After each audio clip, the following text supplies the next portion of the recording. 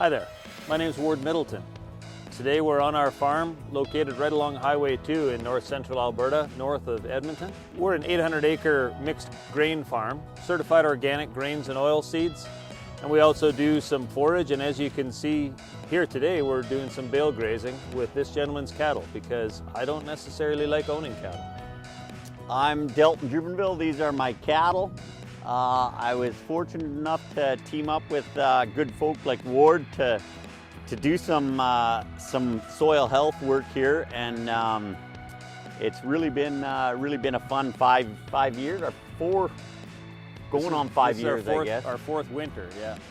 We've tried some unrolling, and we've tried a little bit of bale grazing, never on the grain crop land, but as you see here, there's 35 acres, I believe, getting covered here. 35 acres here on this site. This is the first time that we're trying bale grazing on cultivated arable land where we're going to be doing subsequent grain crops. Now our hope here is that every bale that comes in, we recognize that there's nutrient value for the import, and that's what our farm was looking for, was a whole farm nutrient balance. Every crop of grain that we ship off as an organic farm represents nutrient that's leaving our farm, and bale grazing becomes a means of importing that nutrient. Now, feeding cattle anytime when you import that nutrient for the cattle to eat and cycle and put into the soil, that is nutrient import for our farm.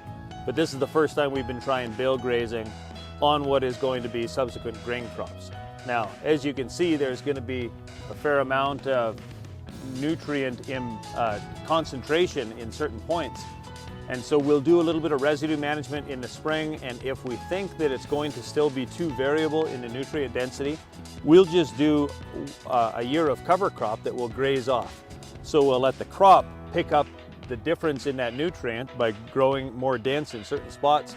We'll let the cattle harvest that off and redistribute it one more time, and then we'll likely go into a winter cereal following that at the end of the season. You know, the interesting thing is it's a constant negotiation where if I didn't want to own cows, I really struggled with how is it possible that I can introduce cattle or introduce livestock onto the land as one of the pillars of soil health, even though we came at it only from a nutrient import standpoint. We also discovered that having the cattle here, it being one of the pillars of soil health in and of itself, it made some of the other ones better because the cattle became this effective tool where I could use less fuel and yet still achieve some of those other key check the box for soil health type things. So having something green growing in the soil year round becomes more of an incentive if you're doing it anyway because you want to do stockpile grazing for cattle. So you'll do some swath grazing or late season grazing, but always have something in there. Before you even get to the bale grazing, the cattle are here year round now for 4 years straight. So the biggest challenge that Delton and I have is who owns what part of that business enterprise, or who's responsible for what part. And so from our standpoint, we provide fencing for containment, we provide water, and we make sure they get their feed and the mineral and bedding. But Delton owns the mineral and the feed and the bedding, and he directs us what the recipe is going to be, how often we're going to move them. He monitors herd health, and he's responsible for any medicating and calving, which are all the things that cause me stress and keep me awake at night. So it's working out really well. Yeah, I'm fortunate enough. I'm a little bit of a cowboy redneck that enjoys that stuff. So Ward lets me bring a camper out here during calving.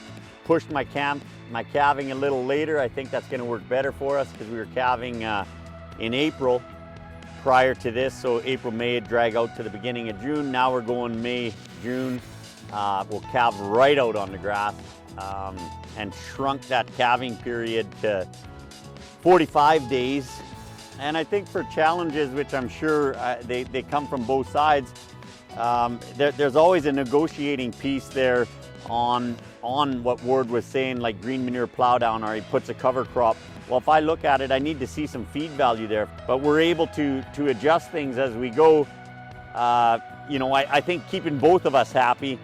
Ward wouldn't be happy, like he said, if cattle are breaking through fences or making it tougher like that, and I wouldn't be happy if my cattle are are getting skinny, right? So, And in that whole business negotiation side, when we're looking at the cost of do we graze this off, or do I just go take a 20-foot flail shredder and shred it off and work it in?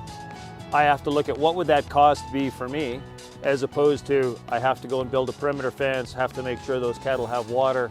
And then there's that nebulous part that's tough to define, is what is the benefit of getting manure onto that in that faster nutrient cycling rather than just going and flail mowing it down. But environmentally, grazing it is always the better choice. And soil health-wise, grazing it is always the better choice. And Delton will leverage that in the business negotiation as much as he can. and so it makes it interesting. It's dynamic, and at some point it might just be, well, maybe we can't graze it off quickly enough before the first weeds are going to set seed. From an environmental standpoint, in our cover crop, each year we're always looking to grow that cover crop, or green manure crop would be the same name or a different name for the same thing. But we have to terminate that crop before the first weed sets a viable seed. And so sometimes the grazing can't occur fast enough for that to happen, or there's logistical management that's a bit of a challenge.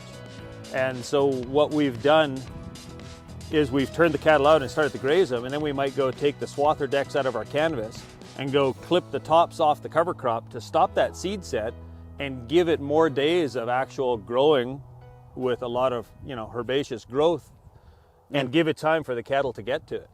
Partnering with Delton has given us this opportunity where we have an option where we can import nutrient that nature has verified works, right? The relationship between the ruminant and the soil biology is irrefutable. And so I don't have to guess or be skeptical about the nutrient that these girls are putting on the land for us.